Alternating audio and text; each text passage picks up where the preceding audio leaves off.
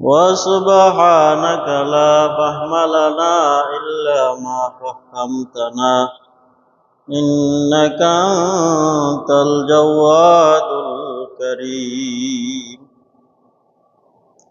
آمنت بالله سبحانك لا علم لنا إلا ما علمتنا إنك أنت العليم الحكيم وسبحانك لا فهم لنا إلا ما فهمتنا إنك أنت الجواد الكريم উপস্থিত মুআজ্জাজ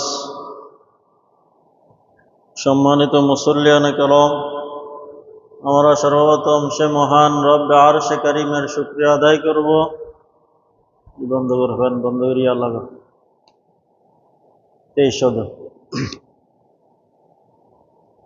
যে মহান রব্বে আরশে কারীম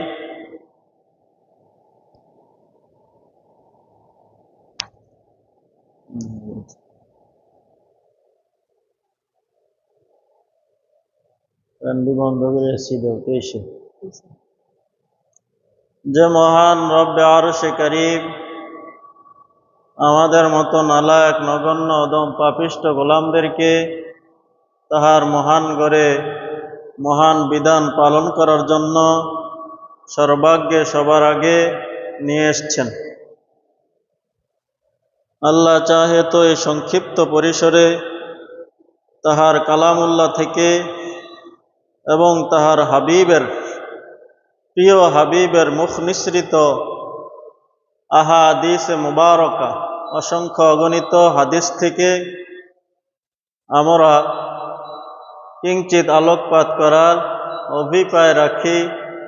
বিফাদলিল্লাহিল আযীম ওয়া বিমাশিয়াতিল্লাহ ওয়া বিইরাদাতিল্লাহ ওয়া মা তাওফীকি ইল্লা বিল্লাহ আলাইহি তাওয়াক্কালতু ওয়া ইলাইহি উনীব। রব্বি জিদনি ইলমা ক্বালা রব্বি ইশরাহ লি সাদরি ওয়া ইয়াসসির লি আমরি ওয়াহলুল উকদাতাম মিন লিসানি ইয়াফকাহু কওলি। রব্বি ইয়াসসির ওয়া লা তুআসসির ওয়া তাম্মিম আলাইনা বিল খায়র ওয়া বিকা নাস্তাঈনু ইয়া মুস্তাআন ওয়া বিকা নাস্তাঈনু ইয়া ফাত্তাহ ওয়া বিকা নাস্তাঈনু ইয়া হান্নান ওয়া বিকা নাস্তাঈনু ইয়া মান্নান ওয়া বিকা নাস্তাঈনু ইয়া মালিকাল মুলক ওয়া বিকা নাস্তাঈনু ইয়া আরহামার রাহিমিন। আমাদের আলোচনা চলতেছে সূরাতুল হুজুরাত থেকে। গত 3 জুমা ধরে আমাদের আলোচনা চলতেছে সূরা হুজুরাতের 6 নং আয়াত থেকে।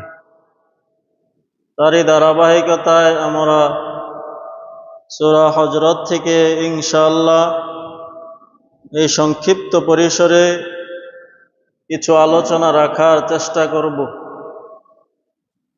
আল্লাহ সুবহানাহু ওয়া তাআলা আমাদেরকে অনেক নিয়ামত দিয়েছেন, আমাদের উপর অনেক অনুগ্রহ তাহার রয়েছে, ফজল করম কৃপা নিয়ামত রয়েছে।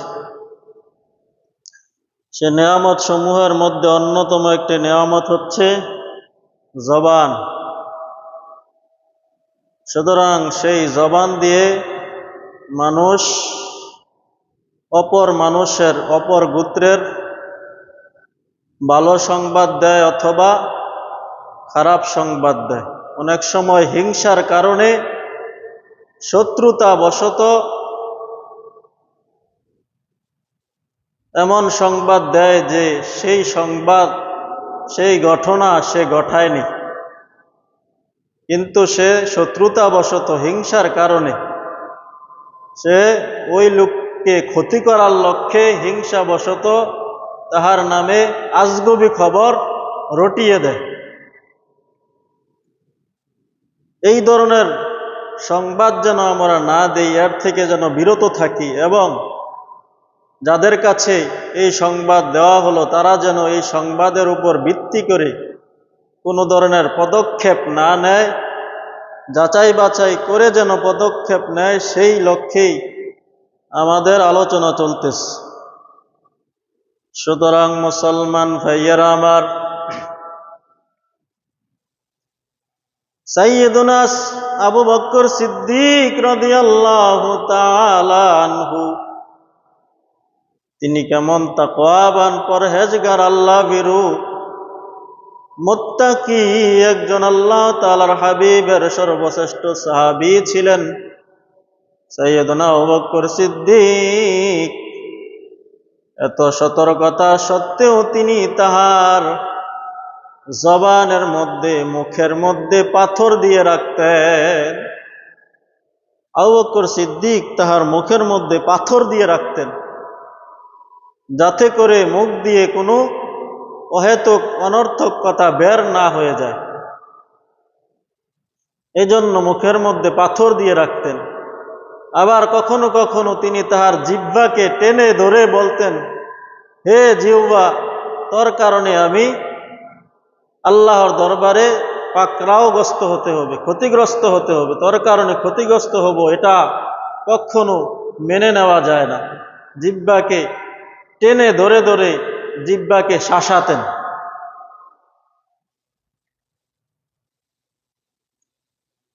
সুতরাং মুসলমান ভাইয়েরা আমার,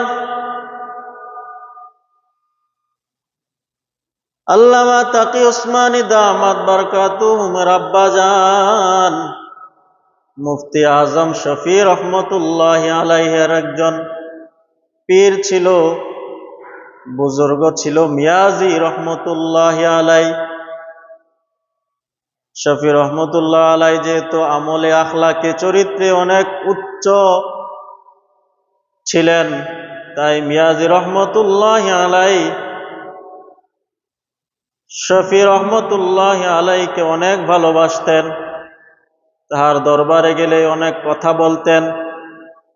একদিন যখন শফি রহমতুল্লাহি আলাই মিয়াজি রহমতুল্লাহি আলাইর দরবারে গেলেন, তখন মিয়াজি রহমতুল্লাহ আলাই বললেন, এ শফি, আজকে লও আমরা দুজনে আরবিতে কথা বলি, আসো আমরা আজকে দুজনে আরবিতে কথা বলি। শফি রহমতুল্লাহ আলাই বলেন, আমি ঘেমে গেলাম, আমরা তো উর্দু ভাষাভাষী, সচরাচর আরবি কথা বলি না, সুতরাং আমার পেশাবের সাথে কিভাবে আরবিতে কথা বলবো। এই জন্য তিনি একটু ঘেমে গেলেন, ভয় পাইতে লাগলেন, শঙ্কিত হলেন যে আমি কিভাবে আরবিতে কথা বলবো, সচরাচর তো আরবিতে কথা বলি না। তখন তার পেশাবকে বললেন, আমরা তো প্রত্যেক দিন উর্দুতে কথা বলি, আজকে আরবিতে কথা বলার জন্য আপনি নির্দেশ দিলেন, কারণটা কি জানতে পারি? তখন মিয়াজি রহমতুল্লাহ আলাই বললেন, হে শফি, আমি আর তুমি অনেক ক্লোজ হয়ে গেছি, একবারে নিকটে চলে আসছি। নিকটে চলে আসার কারণে, ক্লোজ হওয়ার কারণে অনেক সময় আমরা অনেক বেশি কথা বলে ফেলি। সুতরাং আমাদের থেকে যেন অনেক বেশি কথা না হয়, সেজন্য আরবিতে বলতে হলে একটু চিন্তা ভাবনা করে বলতে হবে, যত্রতত্র কথা বলতে পারবো না, একটু চিন্তা ভাবনা করে বলতে হবে। আরবিতে কথা বলতে গেলে অহেতুক কথা আসবে না, যেটা কাজের সে কথাটাই আমাদের থেকে আসবে, যেটা প্রয়োজন সে কথাটাই আমরা বলবো। সুতরাং মুসলমান ভাইয়েরা আমার, দেখেন কত সতর্কতা। উভয়ে আল্লাহর অনেক বুজুর্গ, অনেক বড় ওলি, উভয়ে অহেতুক কথা তো বলেন নাই, তারপরেও যেহেতু ক্লোজ হয়ে গেছেন একেবারে, দুজনে দুজনকেই ভালোবাসেন, সুতরাং হইতে পারে অধিক কথার ছলে একটা অহেতুক কথা এসে যেতে পারে। এই জন্য সতর্কতামূলক তারা আরবিতে কথা শুরু করলেন। সুতরাং মুসলমান ভাইরা আমার, এই জবান আল্লাহ সুবহানাহু ওয়া তাআলার অনেক বড় নিয়ামত। আল্লাহ তাআলার হাবিব থেকে সাহাবায়ে কেরাম হাদিস বর্ণনা করেছেন, ওয়ান সাহাল ইবনে সাদিন রাদিয়াল্লাহু তাআলা আনহু আন্নাহু قال قال رسول الله صلى الله عليه وسلم من يزمن لي ما بين لحييه ورجليه أزمن له الجنة। আল্লাহ তাআলার হাবিব বলেন, মাই আজমানলি, যে ব্যক্তি দুইটা জিনিসের জিম্মাদারি আমাকে দান করবে, যে ব্যক্তি নিজের দায়িত্বে দুইটা জিনিসের জিম্মাদারি নিবে, দুইটা জিনিসের দায়িত্ব নিবে, আমি তার জন্য একটা জিনিসের দায়িত্ব নিব। মাই আজমানলি মা বাইনা লিহাইহি ওয়া রিজলাইহি আজমান লাহুল জান্নাহ। এক নম্বরে দুই চোয়ালের মধ্যবর্তী স্থান জবানের যে হেফাজত করবে, ওমা বাইনা রিজলাইহি, এবং দুই নম্বরে দুই রানের মধ্যবর্তী বিশেষ অঙ্গের যে হেফাজতের জিম্মাদারি নিবে, আজমান লাহুল জান্নাহ, আমি তার জান্নাতের জিম্মাদারি নিয়ে নেব। সুবহানাল্লাহ। তাহলে দুইটা জিনিসের জিম্মাদারি যদি আমরা নিতে পারি, আল্লাহ তাআলার হাবিব একটা জিনিসের জিম্মাদারি নিবেন, সেটা হচ্ছে আমাদের জন্য জান্নাতের জিম্মাদারি নিবেন। এক নম্বরে হচ্ছে চক্ষু জবানের হেফাজত, দুই নম্বরে হচ্ছে দুই রানের মাঝখানের বিশেষ অঙ্গের হেফাজত। এই দুইটা অঙ্গের হেফাজতের জিম্মাদারি যে নিবে, আল্লাহ তাআলার হাবিব বলেন, আমি তাহার জান্নাতের জিম্মাদারি নিলাম। সুবহানাল্লাহ। সুতরাং মুসলমান ভাইয়েরা আমার, আল্লাহ তাআলা বলেন, ইয়া আইয়ুহাল্লাযীনা আমানু ইন জাআকুম ফাসিকুম বিনাবাইন ফাতাবায়ানু। এ মুমিনগণ, তোমাদের নিকট যখন কোনো ফাসিক ব্যক্তি কোনো সংবাদ নিয়ে আসে, ফাতাবায়ানু আন তুসিবু কওমান বিজাহালাতিন ফাতুসবিহু আলা মা ফাআলতুম নাদিমিন। যখন তোমাদের নিকটে কোনো ফাসিক ব্যক্তি সংবাদ নিয়ে আসে, সেই সংবাদটাকে যাচাই বাছাই না করে তোমরা সেই সংবাদের ভিত্তিতে কোনো ধরনের পদক্ষেপ নিও না।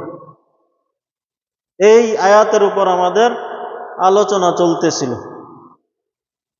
যদি পদক্ষেপ নাও, তাহলে এই কারণে, ভুল সংবাদের কারণে পদক্ষেপ নিলে মানুষ ক্ষতিগ্রস্ত হবে, বিপদগ্রস্ত হবে, মুসিবতে পড়বে।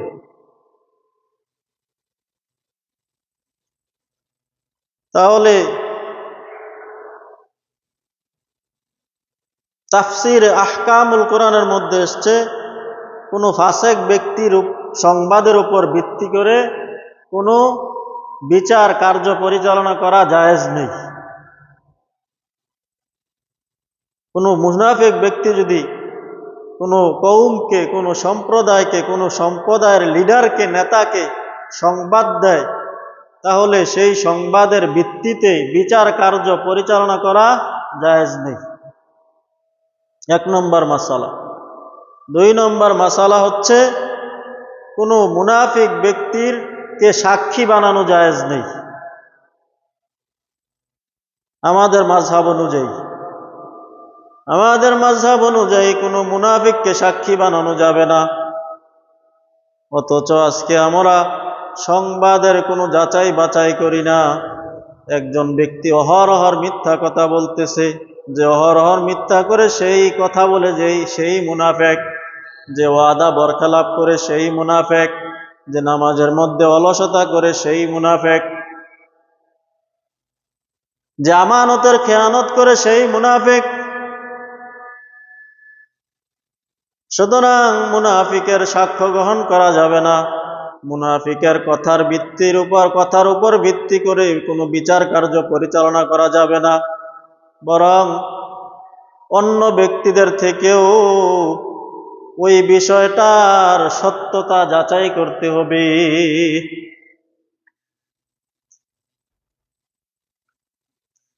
সুতরাং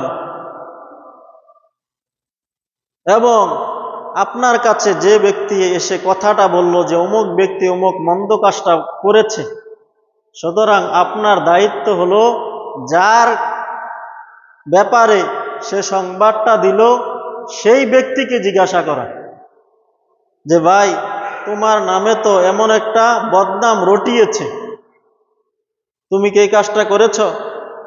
তখনই ওই ব্যক্তিকে জিজ্ঞাসা করলে আপনি একটা আন্দাজ নিতে পারবেন, অনুমান নিতে পারবেন, আসলে তার কথার থেকে একটু বোঝা যাবে সে কি এই কাজটা করছে কি করে নাই। সুতরাং আপনার জন্য দায়িত্ব হচ্ছে যার ব্যাপারে বলল সেই ব্যক্তির কাছে জিজ্ঞাসা করা, যে ভাই আসলে আপনার নামে একটা কথা শুনেছি, আপনি কি এই কাজটা করেছেন? এটা জিজ্ঞাসা করতে হবে। সুতরাং মুসলমান ভাইয়েরা আমার, যতটুকু সে সংবাদ পেয়েছে, যতটুকু সে জানতে পেরেছে ততটুকুই বলবে, একটু বাড়িয়ে বলবে না, কমিয়েও বলবে না, বিন্দুমাত্র বাড়িয়ে কমিয়ে বলবে না। দেখেন মুহাদ্দিসিনে কেরাম কত সতর্কতা অবলম্বন করেছিলেন। একজন মুহাদ্দিস, তিনি হাদিসের ছাত্র, পরবর্তীতে মুহাদ্দিস হয়েছেন। তিনি দরজগাহে ঢুকলেন, যেখানে পড়ালেখা করানো হয়, দরজগাহে ক্লাসে ঢুকলেন। এমন সময় ঢুকেছেন যে উস্তাদ বলতেছে হাদ্দাসানা, অর্থাৎ আমাদেরকে বর্ণনা করেছেন।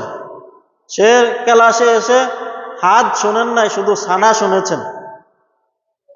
হাদ্দাসানা আমাদেরকে বর্ণনা করেছেন অমুকে, সে সম্পূর্ণটা শুনে নাই, শুধু শুনেছে সানা, প্রথমের হাত বাদ গেছে। সে ক্লাসে ঢুকতে ঢুকতে হাত চলে গেছে, সানা থেকে শুনেছে। সুতরাং সেই মুহাদ্দিস যখন হাদিসের ক্লাসে ওই হাদিসটা পড়াতেন, তখন সে হাত বাদ দিয়ে সানা পড়তেন। সানা হাত বাদ দিয়ে দিতেন। ছাত্ররা জিজ্ঞাসা করলো, ওস্তাদজি সানার তো কোনো অর্থ হয় না, আপনি হাত দাসানা না বলে শুধু হাত দাসানা না বলে সানা শুধু বলেন, কারণ কি? তখন সেই ওস্তাদ বলল, ও আমার ছাত্ররা, আমি যখন আমার ওস্তাদের রুমে ঢুকলাম হাদিস পড়ার জন্য, তখন ক্লাসের মধ্যে ঢুকে আমি আমার ওস্তাদ থেকে সানা শুনেছি, হাত শুনি নাই। হাত দাসানা, হাত শুনি নাই, শুধু সানা শুনেছি। আমার ওস্তাদ থেকে যতটুকু শুনেছি আমি ক্লাসের মধ্যে তোমাদেরকে পড়ানোর সময়ও ঠিক ততটুকুই বর্ণনা করতে পারি, তার থেকে বেশি বর্ণনা আমি শুনি নাই। যতটুকু শুনেছি ততটুকু বর্ণনা করতেছি। সুবহানাল্লাহ। নিশ্চিত এই শব্দটা হাদ্দাসানা। তারপরেও ওস্তাদ থেকে যতটুকু শুনেছেন, শুরুর অংশ বাদ গেছে, শেষের অংশ তিনি শুনেছেন, সেই শেষের অংশটাই বর্ণনা করতেছেন। তাহলে এত সতর্কতা অবলম্বন করেছেন আমাদের পূর্ববর্তী মুহাদ্দিসিনে কেরাম, সাহাবায়ে কেরাম, আইম্মায়ে মুজতাহিদিন। আর আজকে আমরা একটা সংবাদ শুনলে এটাকে বাড়িয়ে লবণ মরিচ লাগিয়ে জগরাতে গিয়ে পৌঁছাইয়া দিই। সুতরাং মুসলমান ভাইয়েরা আমার, যখন ওলীদ ইবনে উকবা রাদিয়াল্লাহু তাআলা আনহু 3 জুমার আগের ঘটনাটা যদি মনে থাকে তাহলে আজকের বয়ান আমরা বুঝতে পারবো। ওই ঘটনাটা মনে না থাকলে বয়ান বোঝাটা একটু কষ্ট হয়ে যাবে, যেহেতু ধারাবাহিক আলোচনা। এই জন্য প্রত্যেকটা জুমার সাথে আরেক জুমার কালেকশন আছে, জড়িত আছে। গত জুমার সাথে আর আগের জুমার সাথে আর আগের জুমার সাথে আলোচনার কি আছে, ধারাবাহিকতা আছে, মিল আছে। এই জন্য ওই ঘটনাটা যাদের স্মরণ আছে তাদের জন্য আলোচনাটা বোঝা সহজ হবে। ওলীদ ইবনে উকবা রাদিয়াল্লাহু তাআলা আনহু যখন এসে সংবাদ দিলেন বনুল মুস্তালিকের ব্যাপারে, যে তারা তো কাফের হয়ে গেছে, যাকাত দিতে অস্বীকার করলো, তখন সাহাবায়ে কেরাম বনুল মুস্তালিকের বিরুদ্ধে জিহাদ করার জন্য তারা রাগ হয়ে গেলেন, প্রস্তুতি নিলেন।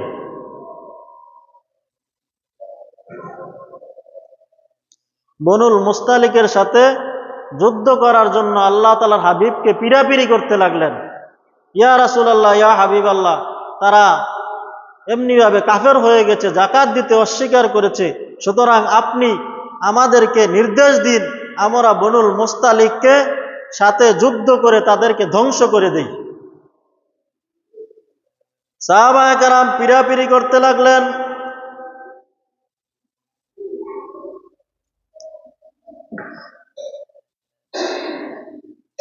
আল্লাহ তাআলার হাবিব বলেন, ও আমার সাহাবীরা, তোমরা এত তাড়াহুড়া করিও না,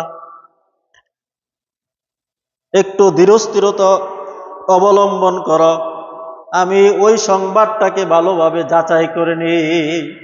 সাহাবীরা বলল, না ইয়া রাসূলুল্লাহ, ইয়া হাবিবাল্লাহ, ওলীদ ইবনে উকবা খবর দিয়েছে, সংবাদ দিয়েছে, তারা মুশরিক হয়ে গেছে, কাফের হয়ে গেছে, যাকাত দিতে অস্বীকার করেছে, এবং ওলীদ ইবনে উকবাকে হত্যার জন্য তারা উদ্যত হয়েছে, প্রস্তুতি নিয়েছে। সুতরাং তাদেরকে এই জমিনে রাখাটা ঠিক হবে না, আপনি নির্দেশ দিন, আমরা তাদেরকে যুদ্ধ করে তাদেরকে পরাজিত করি, তাদেরকে শেষ করে দিই। আল্লাহ তাআলার হাবিব বারবার বললেন, না, আমি খালেদ বিন ওলীদের সাথে কিছু লোক দিয়ে ওই সংবাদটাকে ভালো করে যাচাই করে নেই। সুতরাং তারা যে পিড়াপিড়ি শুরু করলেন, আল্লাহ তাআলার হাবিবের নির্দেশকে উপেক্ষা করে তারা যে যুদ্ধের জন্য আল্লাহ তাআলার হাবিবকে বলতে লাগলেন যে আমাদেরকে যুদ্ধের জন্য আপনি অনুমতি দিন, নির্দেশ দিন, এই যে তারা আল্লাহ তাআলার হাবিবের উপরে বাকবিতণ্ডতা শুরু করলো, আল্লাহ তাআলার হাবিবকে চাপাচাপি শুরু করলেন, এই বিষয়টা বোঝানোর জন্য আল্লাহ তাআলা 7 নং আয়াতের মধ্যে এই বিষয়টা বুঝালেন। আল্লাহ তাআলা বলেন, ওয়া'লামু আন্না ফীকুম রাসূলাল্লাহ লাউ ইউতিউকুম ফী কাসীরিম মিনাল আমরি লা'আনিতুম ওয়ালাকিন্নাল্লাহা হাব্বাবা ইলাইকুমুল ঈমান وزينه في قلوبكم وكره إليكم الكفر والفسوق والعصيان أولئك هم الراشدون। আল্লাহ তাআলার হাবিব আল্লাহ সুবহানাহু ওয়া তাআলা সাহাবীদেরকে উদ্দেশ্য করে বললেন, ওয়ালামু, ভালো করে জেনে রাখো, আন্না ফীকুম রাসূলুল্লাহ, তোমাদের মাঝে আল্লাহ তাআলার হাবিব বিদ্যমান আছেন। আল্লাহ তাআলার হাবিব তোমাদের মধ্যে আছেন। তো তোমাদের যে ঠুনকো জ্ঞান, আল্লাহ তাআলার হাবিবের তো এত ঠুনকো জ্ঞান নয়। তোমরা যে তাড়াতাড়ি করতেছো, আল্লাহ তাআলার হাবিব তো এত যে কোনো কাজ এত তাড়াহুড়া করে করেন না। তাড়াহুড়া করা তো শয়তানের কাজ।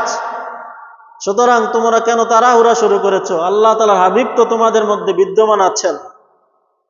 কেন তোমরা আল্লাহ তাআলার হাবিবকে মূল্যায়ন করতেছো না? আল্লাহ তাআলার হাবিবকে কেন পিরাপিরি করতেছো যুদ্ধের নির্দেশ দেওয়ার জন্য? আল্লাহ তাআলার হাবিবকে, আমার হাবিবকে মুহাম্মদকে আমার পরে সর্বশ্রেষ্ঠ নবী, আমার পরে আমার যত জ্ঞান আছে, তারপরে যত জ্ঞান আছে সব জ্ঞান আমার হাবিবকে দিয়েছি। সুতরাং সেই হাবিব ভালো করেই জানেন যুদ্ধের প্রস্তুতি তোমাদেরকে নিতে হবে না নিতে হবে না। যুদ্ধ তোমাদের জন্য বনুল মুস্তালিকের উপর যুদ্ধ করা তোমাদের জন্য জরুরি না জরুরি না, এটা আল্লাহ তাআলার হাবিব ভালো করেই জানেন। ওয়ালামু আন্না ফীকুম রাসূলুল্লাহ, ভালো করে জেনে রাখো তোমাদের মাঝে আমার প্রিয় হাবিব মওজুদ আছেন। সুতরাং আল্লাহ তাআলার হাবিব কি ফয়সালা দেন, আল্লাহ তাআলার হাবিব কি অনুমতি দেন, কি নির্দেশ দেন, তার অপেক্ষা করো।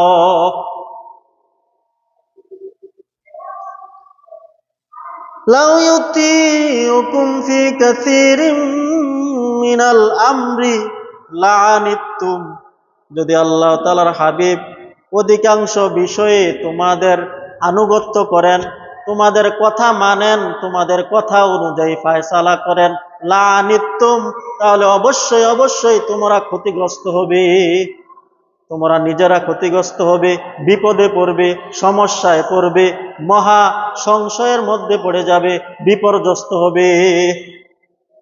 ওয়ালাকিন্নাল্লাহা হাব্বাবা ইলাইকুমুল ঈমান ওয়া যায়্যানাহু, কেন তোমরা এত তাড়াহুড়া করতেছ? তোমাদের তো ঈমান ছিল না, আমি তোমাদেরকে ঈমানদার বানিয়েছি। ওয়ালাকিন্নাল্লাহা, নিশ্চয় আল্লাহ তাআলা, হাব্বাবা ইলাইকুমুল ঈমানা ওয়া যায়্যানাহু ফি কুলুবিকুম, তোমাদের কলবের মধ্যে ঈমানকে প্রিয় করেছেন কে? আমি আল্লাহ।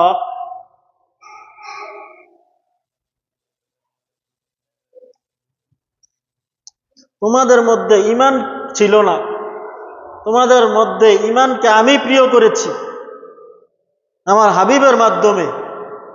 ওয়া যায়্যানাহু, এবং তোমাদের কলবের মধ্যে ঈমানকে জাইয়িন করেছি, সুসজ্জিত করেছি, হৃদয়গ্রাহী করেছি, আকর্ষিত করেছি।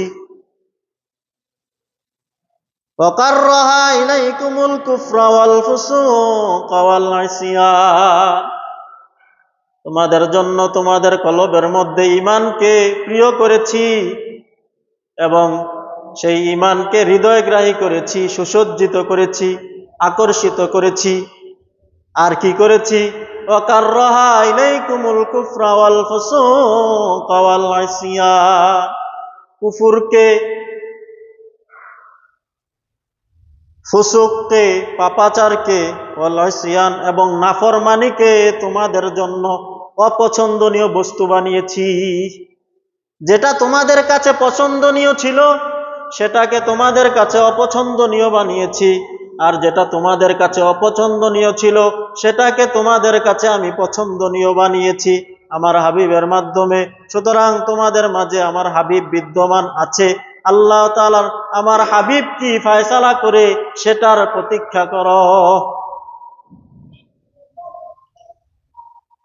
ওয়াকাররাহা, এবং আমি অপছন্দনীয় করেছি, ইলাইকুমুল, তোমাদের নিকট, কুফরা, কুফুরকে, ওয়াল ফুসুকা, নাফরমানিকে, ফুসুককে, পাপাচারকে, ওয়াল ইসয়ান, এবং নাফরমানিকে তোমাদের অন্তরের মধ্যে এগুলোকে অপছন্দনীয় করে দিয়েছি, এগুলোকে বিষযুক্ত করে দিয়েছি। উলাইকা হুমুর রাশিদুন,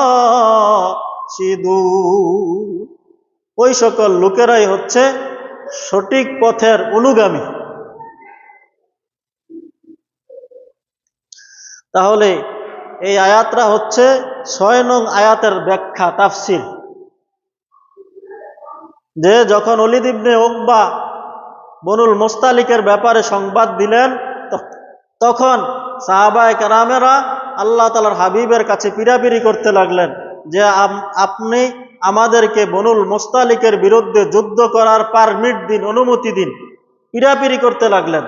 তখন আল্লাহ তাআলা এই আয়াত নাজিল করে তাদেরকে বললেন, হে আমার সাহাবীরা, হে আমার প্রিয় হাবিবের সাহাবীরা, তোমাদের মাঝে আল্লাহ তাআলার হাবিব বিদ্যমান আছেন। সুতরাং আল্লাহ তাআলার হাবিব কি ফয়সালা দেয়, কি নির্দেশ দেয় তার অপেক্ষা করো। আল্লাহ তাআলার হাবিবের কথাকে মূল্যায়ন করো, আল্লাহ তাআলার হাবিবকে মূল্যায়ন করো, আমার প্রিয় হাবিবকে মূল্যায়ন করো। তোমরা কোনো সিদ্ধান্ত নিতে যেও না। আন্না ফীকুম রাসূলুল্লাহ, তোমাদের মধ্যে তো সৃষ্টির শ্রেষ্ঠ জীব, সৃষ্টির শ্রেষ্ঠ পুরুষ মুহাম্মদ বিদ্যমান আছেন, তিনি তো মৃত্যুবরণ করেন নাই। তোমাদের মধ্যে শ্রেষ্ঠ অনুগ্রহ হিসাবে আমি তোমাদের মধ্য থেকে একজনকে প্রেরণ করেছি। আল্লাহ তাআলা সূরা আলে ইমরানের মধ্যে বলেন, লাকাদ মান্নাল্লাহু আলাল মুমিনিনা ইয বাআসা ফীহিম রাসূলাম মিন আনফুসিহিম। লাকাদ মান্নাল্লাহু, আল্লাহ তাআলা অনুগ্রহ করেছেন, কৃপা করেছেন, আনিল মুমিনিনা, মুমিনদের উপর, ইয বাআসা ফীহিম রাসূলাম মিন আনফুসিহিম, যখন তাদের মধ্য থেকে একজনকে আল্লাহ তাআলার রাসূল করে তাদের মধ্যে পাঠিয়েছেন। তাদের মধ্য থেকে একজনকে আল্লাহ তাআলার রাসূল করে আল্লাহ তাআলা পাঠিয়ে সেই সমস্ত লোকদের উপর অনুগ্রহ করেছেন, কৃপা করেছেন। ও সাহাবীরা, ও আমার প্রিয় হাবিবের সাহাবীরা, তোমরা তো জাহান্নামের একেবারে নিকটে ছিলে, জাহান্নামের দ্বার প্রান্তে ছিলে, যে তোমরা একেবারে জাহান্নামে পড়ে যাবে। তোমরা তো তোমাদের জীবন্ত জ্যান্ত মেয়েদেরকে কবরস্থ করতে, জীবন্ত মেয়েদেরকে কবরে পুঁতে ফেলতে, সাধারণ বিষয় নিয়ে বছর কি বছর ঝগড়া লেগে থাকতে। তোমাদের মধ্যে কোনো মানবতা ছিল না, তোমরা ছিলে মূর্খ, তোমরা ছিলে জাহেল, তোমরা ছিলে অজ্ঞ, তোমাদের মধ্যে কোনো জ্ঞান ছিল না। তোমরা মূর্তির পূজা করতে, তোমরা সনম করতে, আর আমি আমার প্রিয় হাবিবকে পাঠিয়ে তোমাদেরকে বিশ্ববাসীর মধ্যে সবচেয়ে উৎকৃষ্ট মানব হিসাবে তোমাদেরকে সার্টিফাই করেছি। রাদিয়াল্লাহু আনহুম ওয়া রাদু আন। সুতরাং আমার হাবিবের মাধ্যমে তোমরা দামি হয়েছ। সুতরাং তোমাদের সেই আকল বুদ্ধি এখনো হয় নাই, তোমাদের এত বিবেক হয় নাই, তোমাদের এত বুদ্ধি হয় নাই, তোমাদের এত জ্ঞান হয় নাই যে আমার প্রিয় হাবিব থেকে বেশি বুঝবে। সুতরাং আল্লাহ আমার হাবিব কি ফয়সালা দেয় তার অপেক্ষা করো। সুতরাং এখান থেকে আল্লাহ তাআলা যেটা বুঝাতে চাইলেন যে আন্না ফীকুম রাসূলুল্লাহ, তোমাদের মধ্যে আমার প্রিয় হাবিব এখনো বিদ্যমান আছেন। তিনি তোমাদের জন্য অনেক বড় নেয়ামত, অনেক বড় আজমত। সুতরাং তাকে ডিঙ্গিয়ে তোমরা কিছু করতে যেও না। তিনি আমার প্রিয় হাবিব, তাহাকে মূল্যায়ন করো। তাহলে এই আয়াত থেকে আমরা শিখতে পারলাম যে মূল্যায়ন করতে পারা এটা বড় একটা জিনিস। একটা মহল্লার মধ্যে যদি একটা মুরব্বি থাকে, ভালো মুরব্বি, তাহলে সকলে তাহাকে মূল্যায়ন করতে হবে, মূল্যায়ন করা।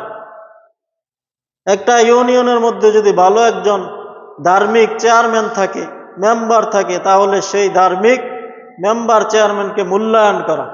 সে কি ফয়সালা দেয়, সে কি বলে, সে কি সিদ্ধান্ত নেয়, তার সিদ্ধান্তের জন্য অপেক্ষা করা, তাহার সিদ্ধান্তের উপরে না যাওয়া। কারণ সেই ধার্মিক বুজুর্গ ব্যক্তি, মুরব্বী ব্যক্তি, চেয়ারম্যান ব্যক্তি, মেম্বার ব্যক্তি যেটা বুঝে আমরা সেটা বুঝবো না। তাহলে কোথাও কোনো ভালো লোক থাকলে তাকে মূল্যায়ন করা, প্রত্যেকটা ক্ষেত্রে এই কথা। যেখানেই ভালো মানুষ থাকবে ভালো লোক থাকবে তাকে মূল্যায়ন করতে শিখা।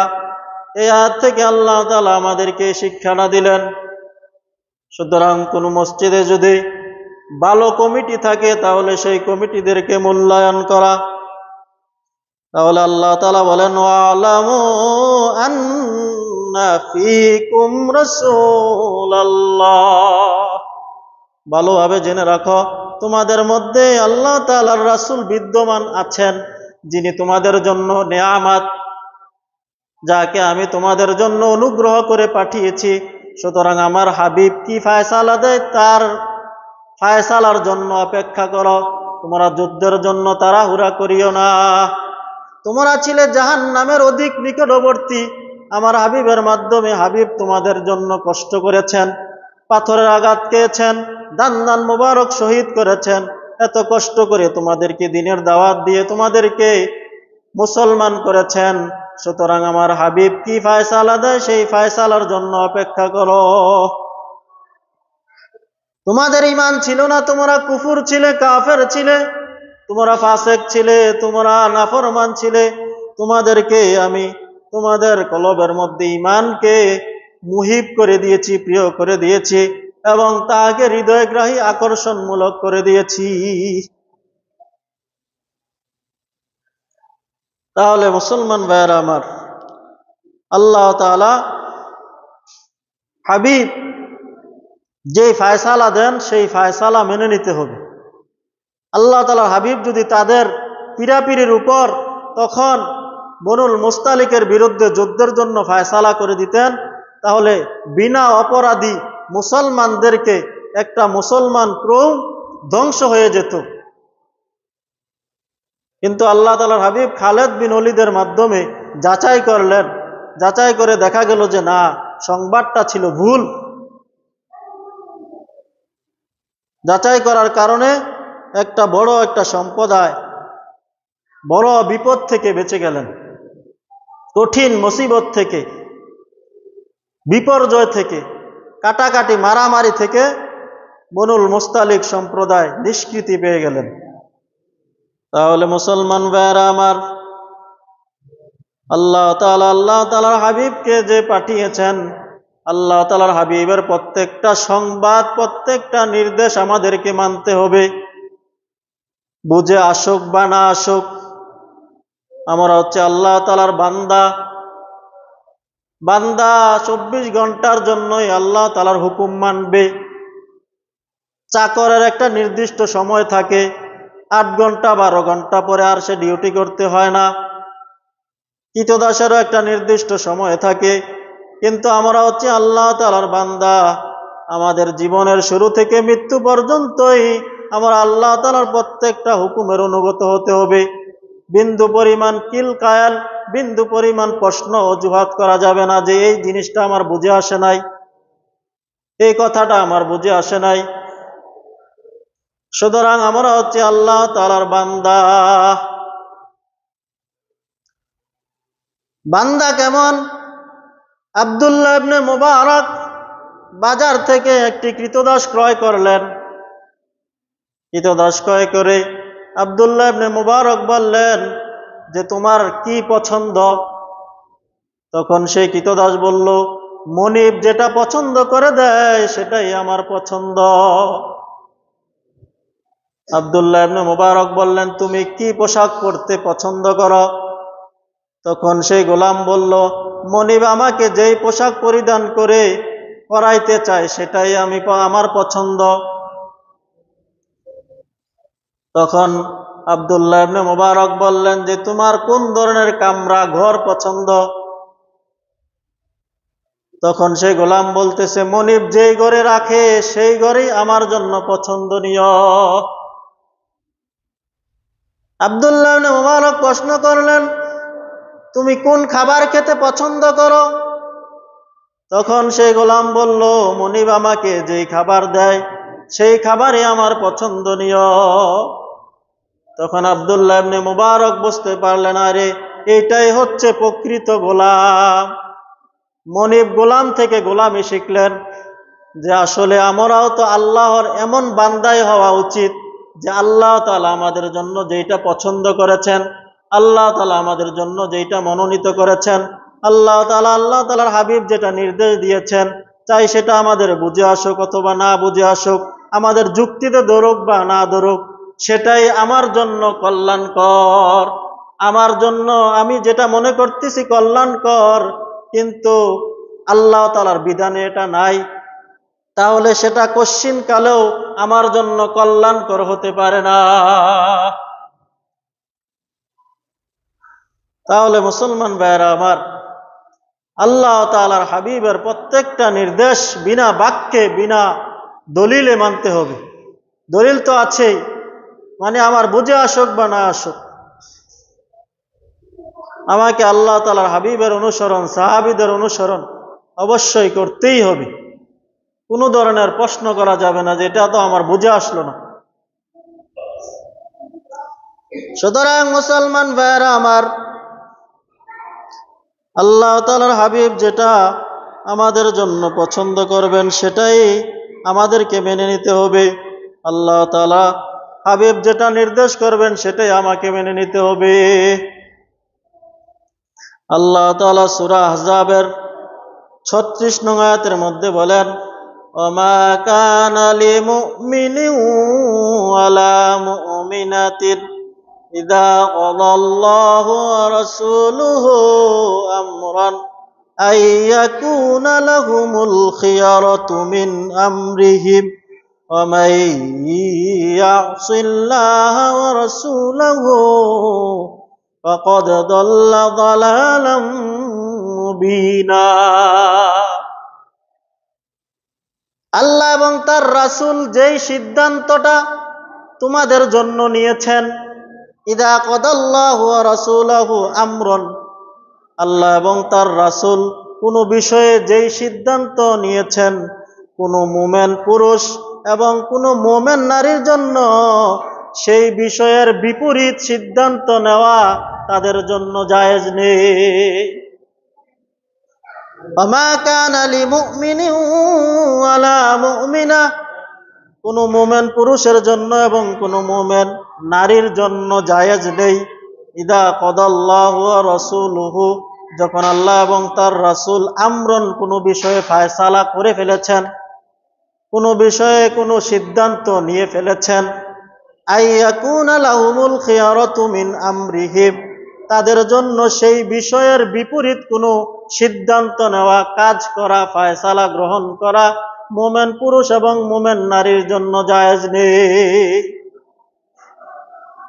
ওয়ামান ইয়াসিল্লাহ ওয়া রাসূলহু ফাকাদ দাল্লা দালালাম মুবিনা। সুতরাং যে ব্যক্তি আল্লাহ এবং তার রাসূলের সীমালঙ্ঘন করবে, ওয়ামান ইয়াসিল্লাহ ওয়া রাসূলহু, আল্লাহ এবং তার রাসূলের অবাধ্য হবে, ফাকাদ দাল্লা বাউদা, সে অনেক জান্নাত থেকে অনেক দূরে চলে যাবে। দলালাম বাঈদা আয় দলালাম মুবিনা, সে সুস্পষ্ট ভ্রষ্টতার মধ্যে নিক্ষেপিত হবে। ফাকাদ দাল্লা, সে ভ্রষ্ট হবে। কেমন ভ্রষ্ট? দলালাম মুবিনা, সুস্পষ্ট ভ্রষ্ট হয়ে যাবে। সুতরাং আল্লাহ এবং তার রাসূল আমাদের জন্য যেই সিদ্ধান্তটা নেন, সেই সিদ্ধান্তটাই আমাদেরকে বিনা বাক্যে মেনে নিতে হবে। আল্লাহ তাআলা হাবিব একবার জয়নাব বিনতে জাহাশ রাদিয়াল্লাহু তাআলা আনহাকে বিবাহের প্রস্তাব দিয়ে পাঠালেন। জয়নাব বিনতে জাহাশ তিনি মনে করেছেন, মনে হয় আল্লাহ তাআলার হাবিব আমাকে বিবাহ করবে, এই জন্য সে আনন্দিত হলেন এবং রাজি হয়ে গেলেন। কিন্তু পরবর্তীতে আল্লাহ তাআলার হাবিব যখন স্পষ্ট করলেন যে আমি তোমাকে যায়েদ বিন হারেসার সাথে বিবাহ দিতে চাই। যায়েদ বিন হারেসা ছিল আল্লাহ তাআলার হাবিবের পালক পুত্র। কোনো এক যুদ্ধের ময়দান থেকে আল্লাহ তাআলার হাবিব তাকে ক্রয় করে এনেছিলেন, তাকে এমন ভালোবাসা দিয়েছেন। পরবর্তীতে যায়েদ ইবনে হারেসাকে কেউ চুরি করে এনে বিক্রি করে ফেলে, পরবর্তীতে যখন তার আব্বা আম্মা জানতে পারে যে যায়েদ বিন হারেসা মুহাম্মদ সাল্লাল্লাহু আলাইহি সাল্লামের কাছে লালিত পালিত হচ্ছেন, তখন যায়েদ বিন হারেসার পিতা এবং মাতা যায়েদ বিন হারেসাকে নেওয়ার জন্য আসলেন।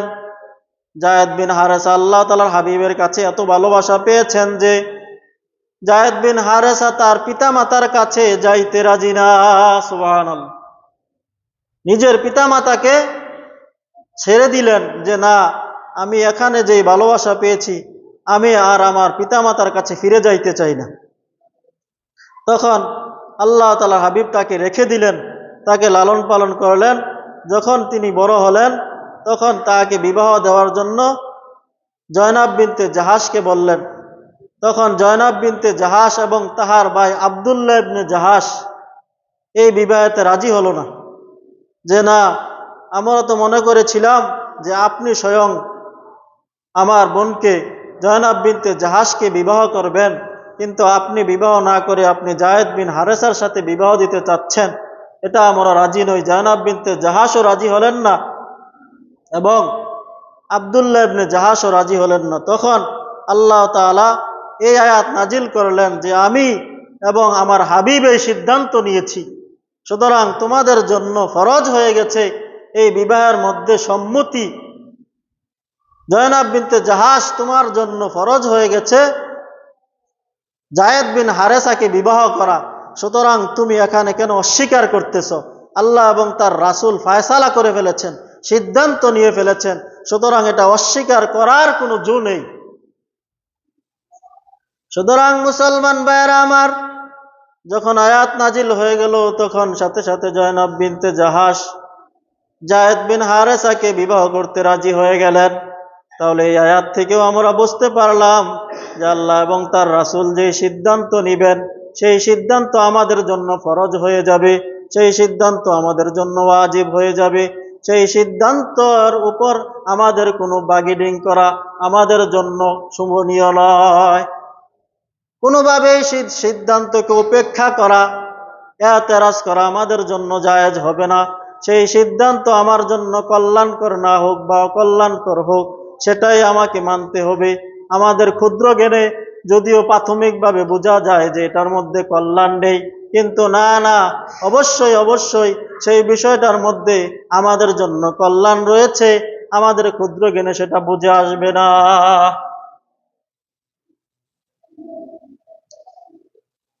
সুতরাং মুসলমান ভাইয়েরা আমার, আল্লাহ সুবহানাহু ওয়া তাআলার হাবিব যেটা সিদ্ধান্ত নেবেন সেটাই মানতে হবে। আল্লাহ তাআলার হাবিব একবার স্বপ্নে দেখলেন যে তিনি বাইতুল্লাহ, আল্লাহ তাআলার ঘর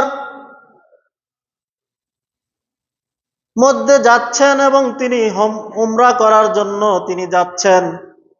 আল্লাহ তাআলা সূরা ফাতার মধ্যে বলেন, লাকাদ সাদাকাল্লাহু রাসূলাহুর রুইয়া বিল হক। অবশ্যই আল্লাহ তাআলার হাবিবের স্বপ্ন সত্য। আল্লাহ তাআলার হাবিবের স্বপ্ন হচ্ছে ওহী। তিনি স্বপ্নে দেখলেন যে আল্লাহ তাআলার হাবিব উমরা করতেছেন, সুতরাং তিনি সাহাবীদের একটা জাম্মে গাফির বড় একটা দল নিয়ে তিনি উমরার জন্য রওনা দিলেন। সিরাতের কিতাবের মধ্যে আসছে সেই দলটার মধ্যে অনেক লোক ছিল। কোনো বর্ণনায় 1300, কোনো বর্ণনায় 1400, কোনো বর্ণনায় 15, 16, 17, 1800 পর্যন্ত বর্ণনায় এসেছে। এগুলোরও ব্যাখ্যা আছে। সুতরাং মুসলমান ভাইয়েরা আমার, আল্লাহ তাআলার হাবিব উমরা করার জন্য সাহাবীদের বড় একটা দল, 1400 সাহাবীদের একটা দল নিয়ে তিনি রওনা দিলেন হুদাইবিয়া নামক স্থানে। মক্কার কাফেরেরা তাদেরকে বাধা দিলেন যে না, এই বছর আপনি উমরা না করে বিদায় নিতে হবে, উমরা না করে আপনার বিদায় নিতে হবে। সুতরাং সাহাবায়ে কেরাম তো আশ্চর্যান্বিত যে তাদের বাধা দিলেই কি আমরা যাব না? তাদের বাধা উপেক্ষা করে আমাদেরকে যেতে হবে। আমরা এর আগে তাদেরকে বারবার পরাজিত করেছি, বদরে পরাজিত করেছি, উহুদে পরাজিত করেছি, খন্দকে পরাজিত করেছি। সুতরাং আমাদের এখন দল আরো ভারী হয়েছে, তাদেরকে পরাজিত করে মক্কার জমিনে যাওয়া, উমরা করা। আল্লাহ তাআলার হাবিব যেই জায়গায় 53 বছর যেই জায়গার মধ্যে কাটিয়েছেন, প্রিয় মাতৃভূমি মক্কা, সেই মক্কার মধ্যে আজকে মদিনা, মক্কা থেকে বিতাড়িত হয়ে মদিনার মধ্যে এত বছর পর্যন্ত আল্লাহ তাআলার হাবিব অবস্থান করেছেন। আল্লাহ তাআলার হাবিব স্বপ্নে দেখেছেন উমরা করতেছেন। সুতরাং এই স্বপ্ন বাস্তবায়ন এখনই করতে হবে। সাহাবায়ে কেরাম জোরারোপ করতে লাগলেন। আল্লাহ তাআলার হাবিবের, আল্লাহ তাআলার পক্ষ থেকে তো আল্লাহ তাআলা জানিয়ে দিয়েছেন, না এই বছর উমরা করা যাবে না, ফিরে যেতে হবে। কিন্তু একবার সবল সাহাবীরা উমরা করবেই, তারা মিস দিবে না।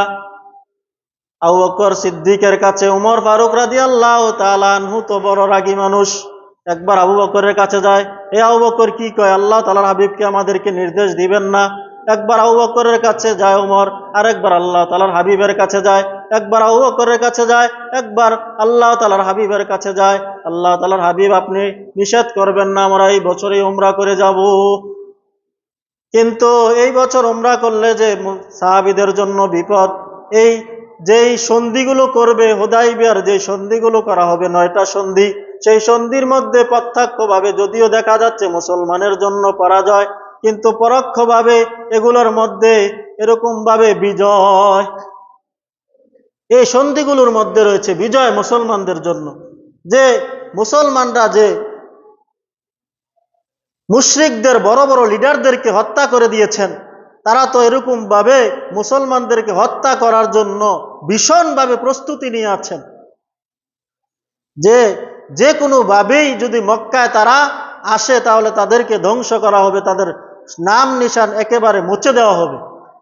আল্লাহ তাআলা ইশারা কিছু লোককে দিয়ে এটা একটা বাধা দিলেন, যে তারা কেমন জিদুরছে, যে তারা বদরের মধ্যে পরাজিত হয়েছে, তারা উহুদে পরাজিত হয়েছে, খন্দকে পরাজিত হয়েছে, তাদের সকল বড় বড় নেতাদেরকে এরকম ভাবে হত্যা করা হয়েছে। এই জন্য তারা পূর্ণ প্রস্তুতি নিয়ে আছেন। সুতরাং সাহাবীরাও যাবে, কিন্তু আল্লাহ তাআলা একটা কয়েকজনের মাধ্যমে একটা বাধা দিলেন এবং তারা এই সন্ধিগুলো করলেন, যে আপনি এই সন্ধিগুলো করেন আর এবার উমরা না করে চলে যান। সাহাবীরা তো উমরা করবেই। সুতরাং আল্লাহ তাআলার হাবিব বললেন, না এবার উমরা করা যাবে না, সাহাবীরা উমরা করবেই। তাহলে আল্লাহ তাআলার হাবিবের নির্দেশের মধ্যে, আল্লাহ তাআলার নির্দেশের মধ্যে আমাদের জন্য রয়েছে কল্যাণ। আল্লাহ তাআলা বলেন, ওয়ালাউ ইত্তাবাআল হাক্কু আহওয়াহুম লাফাসাদাতিস সামাওয়াতু ওয়াল আরদু ওয়া মান ফীহিন্না। যেহেতু সময় শেষ হয়ে গেছে, ইয়াতে অনেক কথা আছে, তাহলে আল্লাহ তাআলার এই আলোচনা থেকে আমরা বুঝতে পারলাম যে আল্লাহ তাআলার হাবিব এবং আল্লাহ তাআলার নির্দেশ আমরা বুঝি আর না বুঝি আমাদেরকে অবশ্যই মানতেই হবে। সুতরাং ইসলাম হচ্ছে বিজয়িত, ইসলামকে কখনো কেউ পরাজিত করতে পারবে না। আল্লাহ তাআলার হাবিব বলেন, আল ইসলামু ইয়ালু আলা ইউলা, ইসলাম বিজয়ী হবেই। আল ইসলাম ইয়ালু, ইসলাম বিজয় হবে, ওয়ালা ইউলা, মাগলুব নাহি হুয়া, ইসলাম কখনো পরাজিত হবে না। সুতরাং আমার আর আপনার কথার দ্বারা, আমার ব্যবহার দ্বারা যেন ইসলাম পরাজিত না হয়। সুতরাং ইসলাম সব সময় বিজিত। আমি যদি এরকম ভাবে মুনাফিকদেরকে, হিন্দুদেরকে শুভেচ্ছা দেই যে তোমাদের এই দুর্গাপূজার জন্য শুভেচ্ছা দিলাম, তাহলে আমি ইসলামকে, বিজিত ইসলামকে আমি পরাজিত করে দিলাম।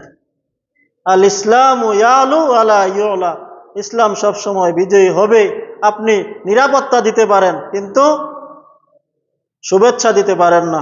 সুতরাং মুসলমান ভাইয়েরা আমার, আল্লাহ তাআলা প্রত্যেকটা নির্দেশ, আল্লাহ তাআলার হাবিবের প্রত্যেকটা নির্দেশ বিনা বাক্যে আমাদেরকে অবশ্যই মানতে হবে। কোনো ধরনের কিল কায়াল, কোনো ধরনের যুক্তি দেখানো যাবে না। আল্লাহ তাআলার হাবিব যা বলেছেন তাই আমাদেরকে মানতে হবে।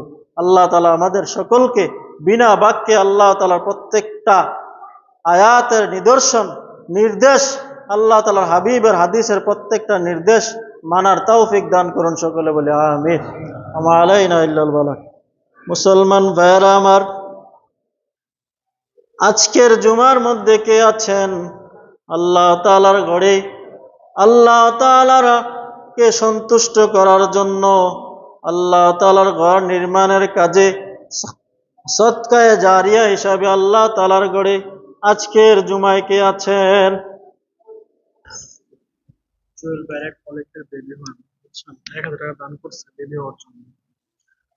আলহামদুলিল্লাহ, মাশাআল্লাহ, মারহাবা। ইয়া রাব্বাল আলামিন, আল্লাহ তোমার এক বান্দা, আল্লাহ আমার জুয়েল ভাইয়ের বন্ধুর পরিবারের সন্তান আল্লাহ হচ্ছে না, এই জন্য আল্লাহ সন্তান কামনায় তোমার কাছে তোমার ঘরে আল্লাহ 500 টাকা কুরবান করলো। ওগো রব্বে কারীম, তুমি তোমার সেই বান্দির কোলটাকে তোমার বান্দা অথবা বান্দি দিয়ে তুমি তাহার কলিজাটাকে ঠান্ডা করে দাও। সকলে বলে আমিন। আলহামদুলিল্লাহ, মাশাআল্লাহ, মারহাবা। আল্লাহ তাআলা তোমার আরেক বান্দা নাম প্রকাশ না করে 500 টাকা তোমার ঘরে দান করলেন। আল্লাহ তাআলা তোমার এই বান্দার দানকে কবুল আর মঞ্জুর করে নাও। এই দানের খবর সোনার মদিনায় পৌঁছে দাও। আলহামদুলিল্লাহ, মাশাআল্লাহ, মারহাবা। আল্লাহ তোমার আরেক বান্দা আল্লাহ আমার রবিন ভাই তোমার ঘরে 500 টাকা নগদ দান করলেন। আল্লাহ তুমি তার দানকে কবুল আর মঞ্জুর করে নাও। এই দানের খবর সোনার মদিনায় পৌঁছিয়ে দাও। আল্লাহ তাআলা পরিবারের মধ্যে শান্তির আবহ তৈরি করো। 5 ওয়াক্ত নামাজ জামাতে তাকবীরুল্লাহ সহিত পড়ার তৌফিক দান করো। সকলে বলে আমিন। ওমা আলাইনা ইল্লাল বালাগ। যারা পরে আসছি 4 রাকাত কাবলাল জুমা পড়েন।